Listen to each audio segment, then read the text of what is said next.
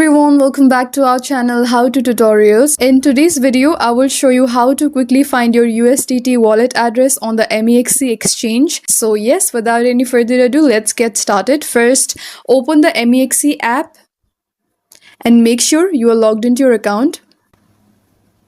Now from the bottom menu, tap on Wallet. Next, tap on Deposit Now. Then select On-Chain Deposit.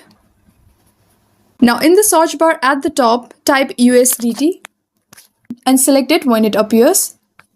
Now you will see multiple networks like ERC20, TRC20 and BEP20. If you are sending from Ethereum, choose ERC20. If you are sending from Tron, choose TRC20. And if it's from Binance Smart Chain, choose BEP20. Always select the same network as the one you are withdrawing from your other wallet. Let me go with BEP20 for now.